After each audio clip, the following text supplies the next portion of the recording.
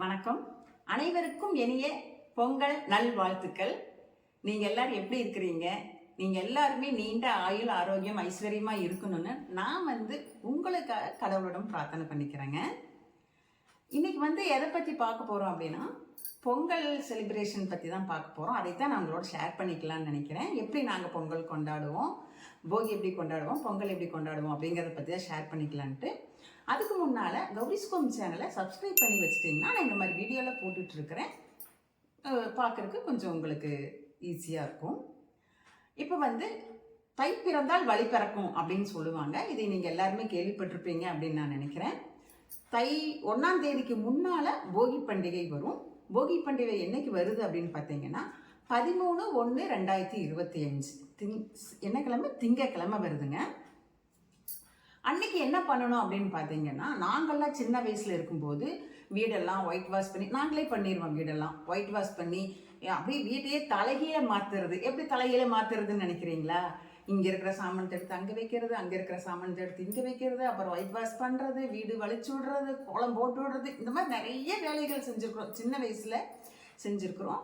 செஞ்சு அதெல்லாம் வலிச்சு கோலமெல்லாம் போட்டு தை பொங்கலுக்கு நாங்கள் ரெடி ஆகிடுவோம் போகி அன்னைக்கு. அப்போ போகி அன்னைக்கு போகி கொண்டாடுவாங்க இல்லையா?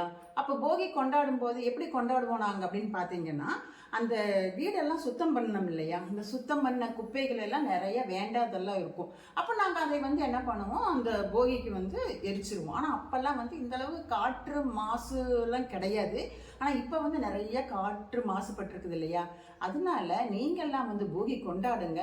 ஆனால் அதில் காற்று மாசுபடாமல் கொண்டாடுங்க. இந்த பிளாஸ்டிக் ஐட்டம்ஸ், டயரு, அந்த நைலான் பேப்பர்ஸ் அதெல்லாம் போட்டு எரிக்காமல், அந்த புகை மாசுபடாமல் என்ன இருக்குமோ அது போட்டு எரித்து நீங்கள் போகி கொண்டாடுங்க. சரிங்களா? அடுத்தது பார்த்தீங்கன்னா, போகி அன்னைக்கு காப்பு கட்டுவாங்க. அந்த காப்பு கட்டுறது அந்த வேப்பந்தலை, மாந்தலை, பூளைப்பூ, ஆவாரம்பூ இதெல்லாம் வச்சு காப்பு கட்டுவாங்க. அதுக்கு நேரம் பார்த்தீங்கன்னா சாயந்தரம் 3 மணிலேருந்து 5 மணி வரைக்கும் நல்ல நேரம் இருக்குதுங்க. அதுக்குள்ளார நீங்கள் காப்பு கட்டிக்கோங்க. சரிங்களா? அடுத்தது பார்த்தீங்கன்னா சாயந்தரம் ஒரு 6 மணிக்கு மேலே, 6 மணிங்களில் 7 மணிக்கு மேலேயே ஆயிரும். நீங்கள் 7 மணிக்கு மேலேயே கும்பிடலாம். அதாவது குலதெய்வத்தை நம்ம வீட்டுக்குள்ளார கூப்பிடுறது. இன்னொன்று சொல்லுவாங்க, மகர சங்கராந்தின்னு சொல்லுவாங்க. இந்த ரெண்டுமே சொல்லுவாங்க. நாங்கள் என்ன பண்ணுவோம்னா, எங்கள் வீட்டில் முறை பிரகாரம் நாங்கள் சாதம், வெள்ளை சாதம் வடிச்சுக்குவோம். வெள்ளை சாதம் வச்சு பருப்பு வச்சுக்குவோம். பருப்பு, அப்புறம் நாட்டுக்காய், அரசாணிக்காய் இருக்குது இல்லைங்களா? அந்த அரசாணிக்காய் பொரியல் பண்ணி வச்சுக்கலாம். அப்படி இல்லைன்னா அது கூட 2-3 நாட்டுக்காய், அரசாணிக்காய், அவரைக்காய், இன்னும் வேறு ஏதாவது நாட்டுக்காய் ஏதாவது போட்டு நீங்கள் ஒரு குழம்பு மாதிரியும் கூட வச்சு சாமிக்கு படையல் போட்டு சாமியை கும்பிட்டுட்டு நீங்கள் சாப்பிட்டுக்கலாம். அன்னைக்கு போகி முடிஞ்சதுங்க. அந்த இலையில வச்சுருப்பீங்க இல்லையா? அதை எடுத்து நீங்கள் அடுத்த நாள் காக்காய்க்கோ அல்லது பசுமாட்டுக்கோ கூட கொடுத்துடலாம். இன்னைக்கு அடுத்த நாள் பொங்கல் அன்னைக்கு எப்படி கும்பிடணும் அப்படின்னு பார்த்தீங்கன்னா, பொங்கல் எப்பொழுதுமே நல்ல நேரம் பார்க்காம கும்பிடணும். காலை நேரத்தில் கும்பிட்டோம்னா நல்ல நேரம் பார்க்க வேண்டியதில்லை. எப்படின்னா காலையில் ஒரு 5 மணி 5:30 மணின் போது நீங்கள் அந்த அடுப்பில் வச்சாலும் சரி, கேஸ் ஸ்டவ்வில் வச்சாலும் சரி, மொட்டை மாடியில் வச்சாலும் சரி, வெளியில் அந்த முன்னால் வாசலில் வைக்கிறதுக்கு உங்களுக்கு இடம் இருந்தால் வச்சுக்கலாம். இல்லை மொட்டை மாடியில் வைக்கிறதுக்கு இடம் இருந்தாலும் வச்சுக்கிடலாம். இல்லை நீங்கள் ஸ்டவ்வில் தான் வைக்கணுன்னாலும் வச்சுக்கலாம். நேரத்தில் வைக்கணுன்னா நல்ல நேரம் பார்க்க வேண்டியதில்லை. நீங்கள் ஒரு 5:30 மணிக்கு ஆரம்பிச்சிங்கன்னா அந்த சூரிய உதயம் வரும்போது பொங்கல் வச்சு நீங்கள் முடிச்சிடலாம். அந்த சூரிய உதயத்தப்போ கொஞ்சம் பாதி பொங்கல் அப்படியே வெந்துட்டு இருக்கணும். அந்த மாதிரி சூரிய உதயம் ஆகும்போது நம்ம பொங்கல் வச்சுக்கலாம். சரிங்களா? வச்சு முடிச்சுட்டு அப்புறம் நீங்கள் அங்கேயே அந்த இடத்துலையே வச்சு, நீங்கள் வெளியில் வச்சுருந்தீங்கன்னா அந்த இடத்துலையே விளக்கு பற்ற வச்சு பூஜை பண்ணிக்கலாம். வீட்டுக்குள்ளார வச்சுருந்தீங்க அப்படின்னா பூஜை ரூமுக்கு எடுத்துகிட்டு போய் அந்த பொங்கலை எடுத்து வச்சு பூஜை பண்ணிக்கலாம். பூஜை பண்ணி வழிபாடு பண்ணிக்கலாம். அப்படி இல்லை அப்படின்னா நல்ல நேரம் பார்த்து தான் கும்பிடணும் அப்படின்னு பார்த்தீங்கன்னா, நல்ல நேரம் பார்த்தீங்கன்னா நான் வச்சிருக்கிற கேலண்டரில் காலையில் 7:30 8:30 அப்படின்னு போட்டிருக்குதுங்க. இன்னொரு டைம் பார்த்தீங்கன்னா 10:30 11 போட்டிருக்குது. அதனால உங்கள் வீட்டில் நீங்கள் நல்ல நேரம் பார்க்குறது உங்கள் கேலண்டரில் உங்களுக்கு எப்படி உங்கள் பெரியவங்க சொல்லுவாங்க நல்ல நேரம் பார்த்து பண்ணுங்க அப்படின்னு சொல்லிட்டு அவங்ககிட்ட கேட்டுட்டு நீங்கள் அந்த அன்னைக்கு அந்த நேரத்தை நீங்கள் பொங்கல் வச்சு சக்கரை பொங்கல் வச்சு வழிபாடு பண்ணுங்கள். வழிபாடு பண்ணி அன்னைக்கு பொங்கல் நிறைவாயிரும். அடுத்த நாள் பார்த்தீங்கன்னா, அதாவது 15ஆம் தேதி 15 15/1/2025 அன்னைக்கு மாட்டுப்பொங்கலுங்க. மாட்டுப்பொங்கல் அன்னைக்கு பார்த்தீங்கன்னா நம்ம வந்து வீட்டில் நம்ம முதல் நாளே பொங்கல் வச்சிடறோம் இல்லையா, அடுத்த நாள் வந்து நம்ம பெருசாக கொண்டாட மாட்டோம். ஆனால் மாடு வச்சிருக்கிறவங்க, மாடு ஆடு இதெல்லாம் வச்சிருக்கிறவங்க வந்து அந்த அன்னைக்கு வந்து மாடுகள் எல்லாம் நல்லா சுத்தம் பண்ணி குளிப்பாட்டி மாடு அந்த கொம்புகளுக்கெல்லாம் நல்லா வர்ணம் பூசி ரொம்ப அழகாக வச்சுருப்பாங்க. நீங்கள் அன்னைக்கு பார்த்தீங்கன்னா அந்த ஏதாவது பக்கத்தில் மாடு வச்சிருக்கிறவங்க வீட்டில் வழிபாடு பண்ணுவாங்க, சாயந்தரம் தான் கும்பிடுவாங்க மாட்டுக்கு. அப்படி ஏதாவது சான்ஸ் கிடச்சதுன்னா நீங்கள் அந்த மாட்டுக்கு கும்பிடுவாங்க இல்லையா, அப்போ நீங்கள் அதில் போய் கலந்துக்கோங்க. அந்த கலந்துக்கும் போது அந்த மாட்டுக்கு ஏதாவது வாங்கி கொடுங்க. சப்போஸ் அப்படி இல்லை, கலந்துக்க முடியாது அப்படின்னா ஏதாவது மாடு வச்சிருக்கிற கோயிலெல்லாம் வச்சிருக்கிறாங்க, கோசாலையே வச்சுருப்பாங்க, பெருமாள் கோயிலில் வச்சுருப்பாங்க, சிவன் கோயில்லையுமே வச்சுருக்குறாங்க. அந்த மாதிரி இடத்துக்கு போய் நீங்கள் அந்த பசுமாட்டுக்கு என்ன புண்ணாக்கு, புல், வாழைப்பழம், அப்புறம் அந்த மண்டவெல்லம் இந்த மாதிரி எல்லாமே சாப்பிடுவாங்க. அதெல்லாமே வந்து மாடு, அந்த பசுமாடு என்ன சாப்பிடுமோ அதை நீங்கள் வாங்கி கொடுங்க. ஏன் அடுத்த நாள் மாட்டை நம்ம கும்பிடுறோம் அப்படின்னா, ஒன்று வந்து நம்ம விவசாயம் பண்ணிட்டு இருக்கும்போது விவசாயத்துக்கு வந்து அந்த மாடுகள் இல்லாமல் நம்ம எதுவுமே நம்மளால் ஒன்றுமே பண்ண முடியாது. அப்போது இப்போல்லாம் டிராக்டர் ஆயிடுச்சு, நிறைய நவீன வசதிகள் வந்துருச்சு.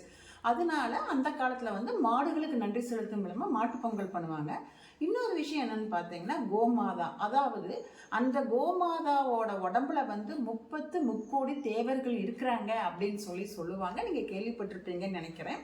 அந்த கோமாதா உடம்புல இருக்கிற தேவர்கள் எல்லாம் வந்து நம்ம அந்த பசுமாட்டுக்கு ஏதாவது வாங்கி கொடுக்கும்போது தேவர்களுக்கே நம்ம கொடுத்த மாதிரி, அப்போ நமக்கு வந்து அவங்களுடைய ஆசீர்வாதம், அந்த தேவர்களுடைய ஆசீர்வாதம் எல்லாம் நமக்கு கிடைக்குங்க. இது வந்து ஐதீகம். சரிங்களா? அடுத்தது வந்து மாட்டுப்பொங்கல் அன்னைக்கு இப்படி பண்ணணும். அடுத்தது வந்து காணும் பொங்கல், அதாவது 16ஆம் தேதி காணும் பொங்கல், உழவர் திருநாள். சரிங்களா? அன்னைக்கு உழவர்களுக்கு வந்து விவசாயிகளுக்கு நன்றி செலுத்தும் விதமாக உழவர் திருநாள் கொண்டாடுவாங்க.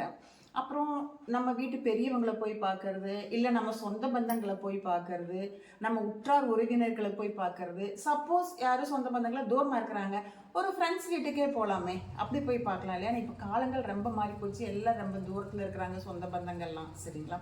அப்போ போய் பொங்கல்லாம் எப்படி கொண்டாடினீங்க, நல்லா கொண்டாடினீங்களா, அதெல்லாம் கேட்டுட்டு நம்ம வீட்டில் என்ன செஞ்சுருக்கிறோமோ அதை கொண்டு அவங்களுக்கு கொடுக்கறது. சப்போஸ் அவங்க நம்ம வீட்டுக்கு வந்தாங்கன்னா அவங்க என்ன செஞ்சுருக்குறாங்களோ அது வந்து நம்ம வீட்டுக்கு கொடுக்க, ஒரு ஷேர் பண்ணிக்கிறது ஒரு சந்தோஷம். சரிங்களா? என்னதான் சொந்த பந்தங்களோட நமக்கு விரோதங்கள், நமக்கு மனக்கசப்புகள் இருந்தாலுமே இருக்கும், எல்லாத்துக்குமே இருக்கும். அது இல்லாத வீடே கிடையாது. அதெல்லாம் மறந்துட்டு நீங்கள் வந்து உங்கள் உற்றார் உறவினர்கள் கூட அன்றைக்கி நீங்கள் சந்தோஷமாக இருங்க. எனக்கு தெரிஞ்சதை நான் வந்து உங்களுக்கு சொல்லியிருக்கிறேன். நாங்கள் இப்படி தான் வந்து பொங்கல் கொண்டாடுவோம். நீங்களாம் எப்படி கொண்டாடுவீங்க அப்படின்னு சொல்லி எனக்கு கமெண்டில் சொல்லுங்கள். எப்படி கொண்டாடுனீங்க அப்படிங்கிறதையும் கமெண்டில் சொல்லுங்கள். அப்புறம் வந்து இந்த பொங்கலுக்கு வந்து முக்கியமாக என்னெல்லாம் வேணும் அப்படின்னு சொல்லி நான் இன்னொரு வீடியோ போடுறேன். எப்படி வைக்கணும், எந்த பாத்திரத்தில் வைக்கணும், என்னெல்லாம் எப்படி ரெடி பண்ணணும் அப்படிங்கிறதெல்லாம் நான் வந்து இன்னொரு வீடியோவில் போடுறேன். அடுத்து வந்து என்னோடய சேனலை சப்ஸ்கிரைப் பண்ணி வச்சுட்டிங்கன்னா அதை நீங்கள் பார்க்கலாம். சரிங்களா? இந்த வருஷம் பொங்கல் எப்படி உங்கள் வீட்டில் பொங்கி வழியுதோ அதே மாதிரி உங்களுடைய எல்லாத்தோட வீட்லேயுமே வந்து நீங்கள் எல்லாருமே நீண்ட ஆயுள், ஆரோக்கியம், ஐஸ்வர்யமாக இருக்கணும் அப்படின்னு சொல்லி நான் உங்களுக்காக மறுபடியும் ஒரு தடவை கடவுளோடும் பிரார்த்தனை பண்ணிக்கிறேங்க. மறுபடியும் இனிய பொங்கல் நல்வாழ்த்துக்கள். நான் வந்து இந்த சேனல், என்னோட கௌரிஸ்கோம் சேனலில் சமையல் வீடியோ போட்டுட்ருக்கிறேன், வீலாக்ஸ் போட்டுட்ருக்கிறேன், இந்த மாதிரி ஆன்மீக தகவல் எல்லாமே சொல்லிகிட்ருக்கிறேன். நீங்கள் என்னோடய சேனலை சப்ஸ்கிரைப் பண்ணி வச்சுட்டு பாருங்கள். நன்றி, வணக்கம்.